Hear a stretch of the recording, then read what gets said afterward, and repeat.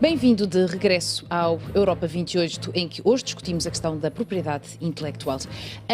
Faz sentido, por exemplo, no caso para os países da CPLP, pensar-se numa ideia de uma marca lusófona? Sim, apesar de que marca lusófona por si só, nestes países pode soar aqui um pouco a colonialismo. Não queria estar a dizer essa palavra tão forte, mas é isso mas mesmo. É o quê? Ou seja, acho que aqui faz sentido usar uma marca da CPLP. A marca CPLP acho que faz sentido.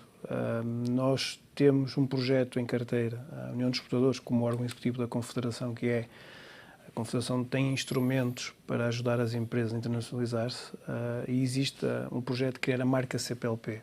Já temos esse reconhecimento pela própria CPLP para poder usar isso e o objetivo aqui também passa por acrescentar valor acrescentado aos produtos. Temos Como, por exemplo, caju na Guiné-Bissau, que é um produto que agora, porque também não tem certificação do produto, é vendido a um preço muito baixo para a Índia. Porquê? Porque não há certificação de produto e não há uma marca idónea. E um produto que agora é vendido, por exemplo, a $1, pode sair com uma marca reconhecida, pode sair a $100 para o mercado sem ser para a Índia. Porquê? Porque os indianos o que vão fazer é certificar o produto, embalar e dar-lhe uma marca, uma notoriedade. Exato. Se nós criamos aqui a marca CPLP, a CPLP é reconhecida em todo o mundo, ou seja, é conhecida, é sinónimo de qualidade, é sinónimo de credibilidade. E isso poderá ajudar os países, neste momento, menos desenvolvidos, economias mais virgens, a acrescentar valor, a criar postos de trabalho, a criar riqueza, que é muito importante para o crescimento de outras unidades que não ligadas a uma marca específica. Por isso, a marca CPLP é um dos projetos que nós temos de bandeira para desenvolver e que estamos, neste momento, a introduzir esse projeto com produtos, nomeadamente, nós temos um projeto grande na Guiné Equatorial, em que nós fizemos um acordo da Confederação e a União dos Exportadores da CPLP, que também sou vice-presidente da Confederação, no sentido de ajudar a dinamizar o setor agrícola, em que fizemos um acordo em que vamos formar os agricultores, vamos certificar o produto e vamos exportar. Só que vender o produto, se chamarmos da Guiné Equatorial, até pelos problemas que existem em termos de direitos humanos, poderá criar aqui um entrave à saída do produto. Se nós lhe dermos a marca CPLP, rapidamente ele atinge outro tipo de mercados e com um valor acrescentado mais alto. Esse é um dos projetos que temos, que estamos a pôr em prática. O contrato, o decreto do próprio Governo saiu há pouco tempo na Guiné Equatorial e que será um dos projetos bandeira que iremos utilizar primeiro essa marca da CPLP. Mas até que ponto é que os próprios problemas dentro do seio da CPLP, nomeadamente problemas políticos e de expansão e não expansão da CPLP, não pode depois afetar negativamente as marcas que levam esse logo, por assim dizer?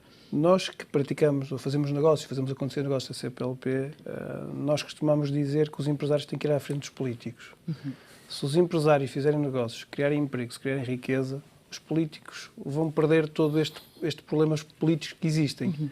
Isto porquê? Porque os problemas políticos existem porque há problemas económicos.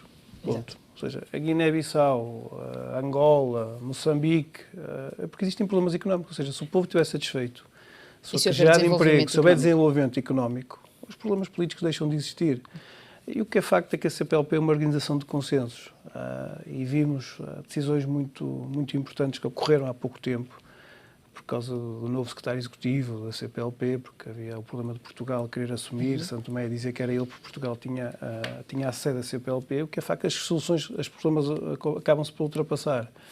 Eu já assisti a algumas reuniões da CPLP, dos ministros e dos chefes de Estado e de Governo, e o que é facto é que cá para fora passa uma imagem de que há problemas políticos e que há algum problema, mas lá dentro as pessoas chegam ao consenso com facilidade, porque é para o bem-estar de uma comunidade.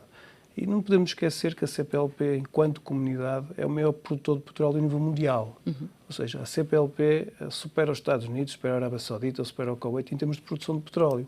Temos que os próprios governos já tiveram essa consciência. Por isso é que eles próprios também quiseram colocar um novo pilar na CPLP, que é o pilar económico, porque a CPLP tem origem política e cultural.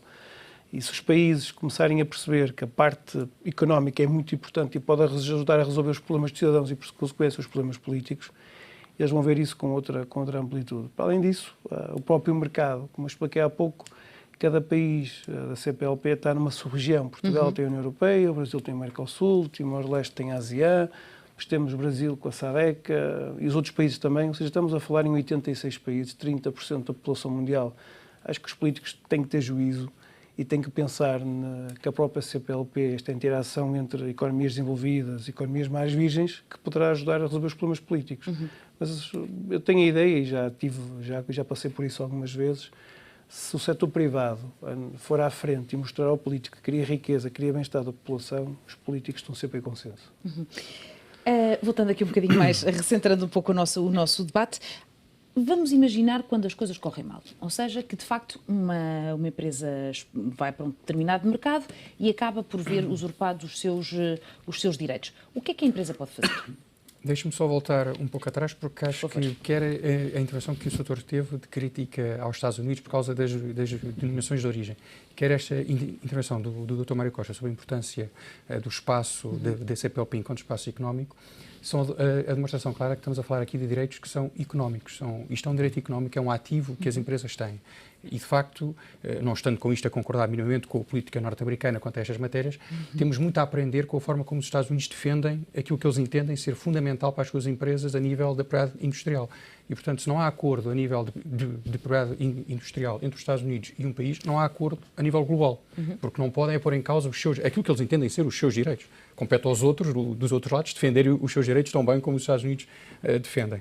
E esta questão da marca CPLP, que compreendo o comentário que fez à questão da lusófona, parece-me que era fundamental dar os passos do ponto de vista diplomático e político para ser implementado a breve prazo. Onde há um mercado, tem que existir uma marca. E se a CPLP pode ser um mercado, aliás, já é, porque os empresários já foram muito à frente dos políticos. Claro. Se estivessem à espera, tinha sido uma desgraça. E, portanto, já lá estão. Tem agora que lhes ser dado os instrumentos necessários a que possam apostar mais. Todos os países da CPLP, com exceção de Timor-Leste, têm um sistema de propriedade industrial. Têm legislação, têm organismos públicos. E, portanto, não estamos propriamente a impingir nada que os Estados já não tenham por si criado, até porque isto é gerador de receitas, de taxas, etc.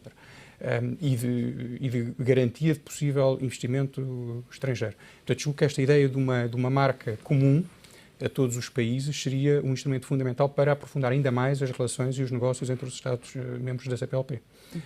Perguntava, quando as coisas correm mal, o que é que as empresas podem fazer? Primeiro devem evitar que as coisas corram mal. Sim. Isso é sempre o objetivo número um. Exato. Agora, depende muito do que é correr mal. Repara, o empresário português, na questão das marcas, a nossa utilização do sistema e a nossa percepção do sistema, a nossa, em termos de comunidade, já é avançada e é perfeitamente enraizada nas empresas, a questão da marca. Já na questão da patente não é bem assim. Há um princípio básico nas patentes que é primeiro proteger e só depois comercializar. A patente tem que ser nova à data em que é pedida. Portanto, não pode haver qualquer tipo de publicidade àquilo que se inventou. Okay. O que para um português é sempre muito difícil. E que inviabiliza aquela estratégia que me falava há pouco sobre ir vendo primeiro no mercado se resulta e depois a seguir registrar nos mercados. Mas, primeiro nós temos que ter uma proteção base e depois podemos ir aferindo o que é que os mercados querem e ir estendendo. Isso é possível. Agora, no momento em que se pede a patente, ela tem que ser nova. Uma das maiores frustrações que nós podemos ter na nossa profissão é quando temos um cliente que nos entra pela porta dentro e diz isto está a correr muito bem, agora tenho que patentear. Portanto, a conversa, normalmente são reuniões curtas, nem dá para acabar o café porque já não há muito mais para dizer, se a pessoa já está a comercializar, se já está a correr bem, é mau sinal neste caso. E, portanto, esse é um princípio bacilar. No momento zero do processo, olhar para a questão das marcas, das patentes. O Sr. referia que há outros direitos, portanto, nós muitas vezes cingimos à marca e à patente em termos globais, mas há modelos de utilidade, e há modelos e desenhos, e, portanto, há vários tipos de proteções. As marcas hoje podem ser marcas de cheiros, de sabores, de cores, de sons, de 3D, quer dizer, já nós temos os instrumentos todos para usar. Temos é que começar a usar convenientemente. E como é que as empresas sabem exatamente o que é que têm ao seu dispor?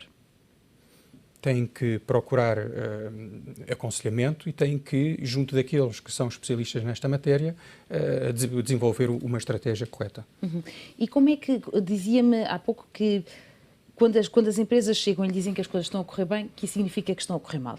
O que é que era preciso fazer para, de facto, chegar ao tecido empresarial nacional e explicar verdadeiramente às empresas, porque o que se pede, a mensagem que se passa é cada vez mais esta, que as empresas devem apostar, devem internacionalizar-se, devem competir fora de portas. Mas depois há essa parte dos detalhes que provavelmente lhes falta e que eles deveriam saber previamente antes de começar a fazer esse trabalho. Enfim, várias entidades têm-no feito, associações profissionais, como a nossa, têm tentado fazer essa sensibilização. Aqui há uns anos atrás, julgo que houve uma opção política errada. Julgou-se que ao Estado competia não só ter a entidade pública que concede ou recusa direitos, mas também fazer aconselhamento, abrir gabinetes espalhados pelo país que faziam consultoria, não percebendo que ao Estado competia era fazer a promoção da utilização do sistema, que é uma coisa diferente de andar a fazer a papa toda às empresas. Até porque as empresas não querem que lhes façam o trabalho que é delas, querem é ter os instrumentos necessários para poder atuar como deve ser. Há um exemplo, para mim, paradigmático da forma errada como foi vista estas questões da praia industrial em Portugal, que foi o projeto da marca na hora.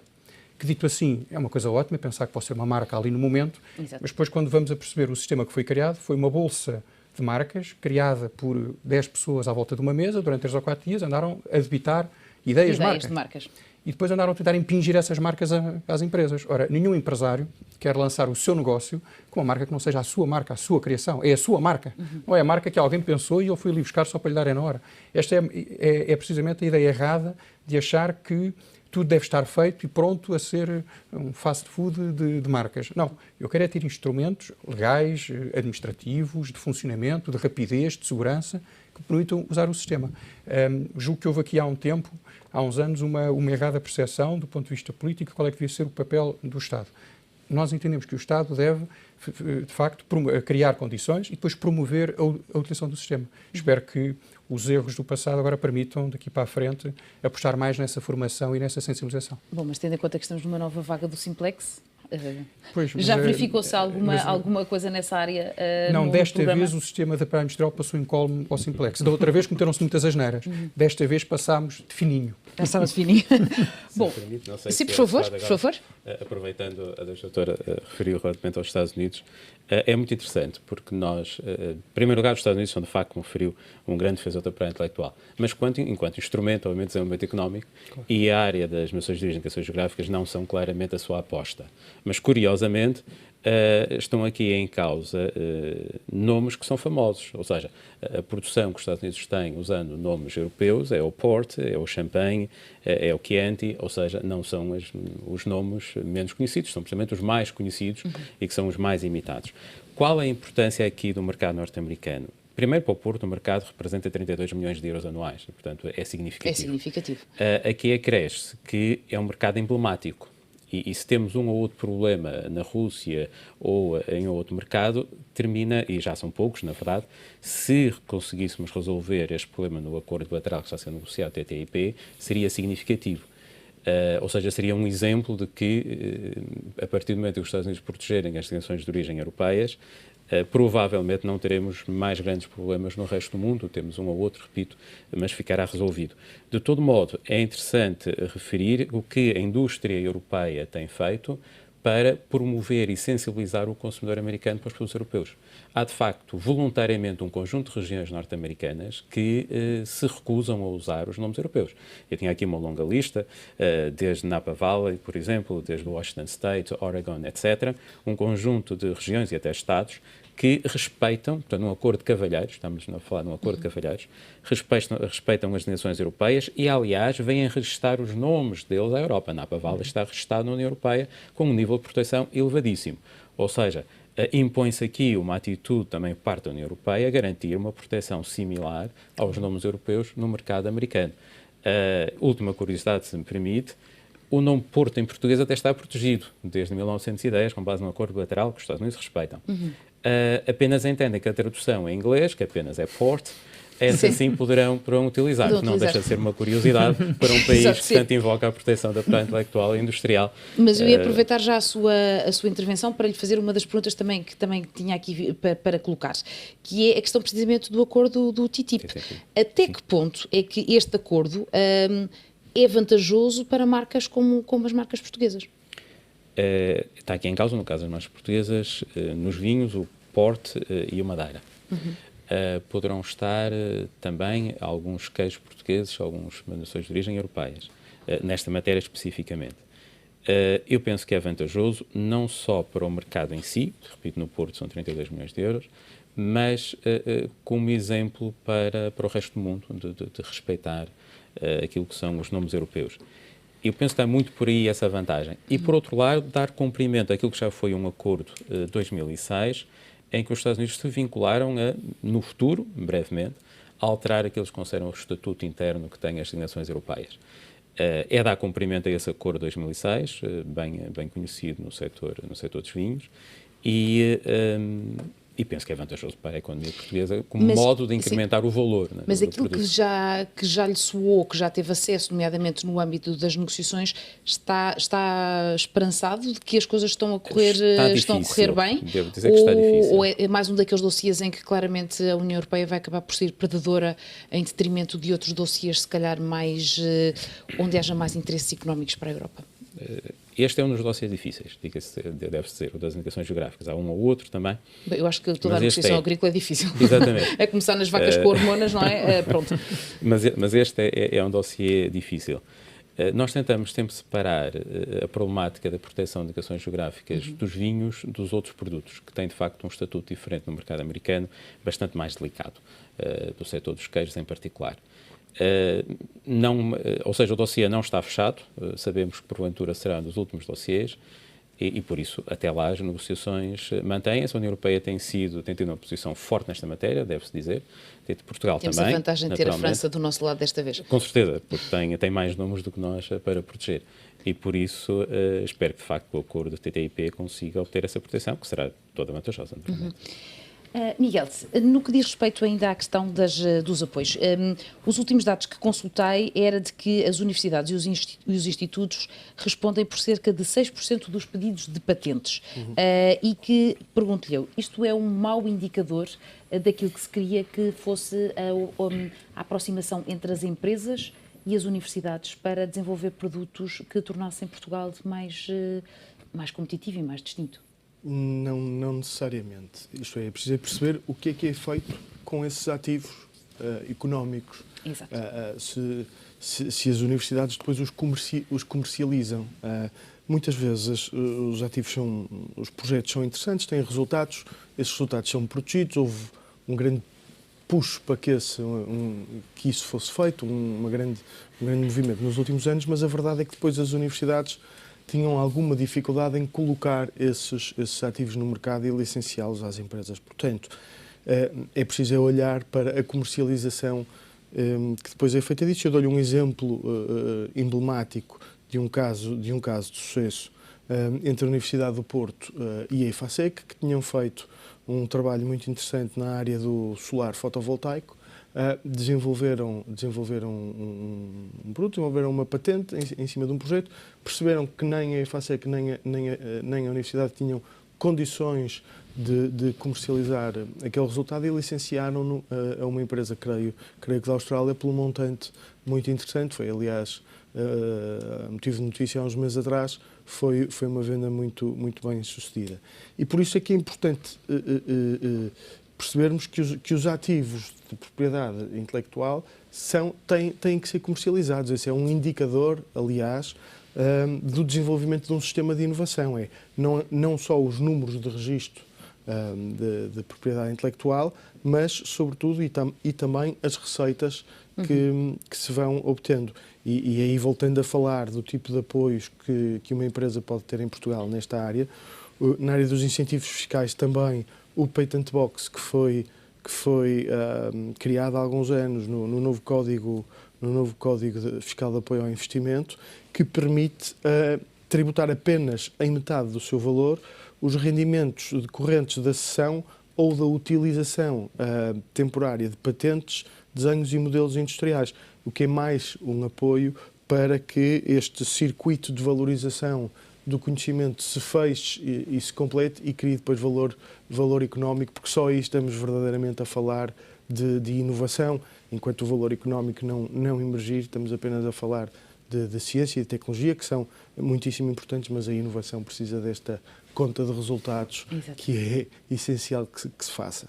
E precisamente falando dessa conta de resultados, uma das características novas do Portugal 2020 é medir e aferir as coisas pelo número de patentes que são registadas. Pergunto, isto não pode criar aqui alguma espécie de entropia? De repente há uma corrida à patente só para cumprir os índices e os rácios e para garantir a continuidade dos apoios?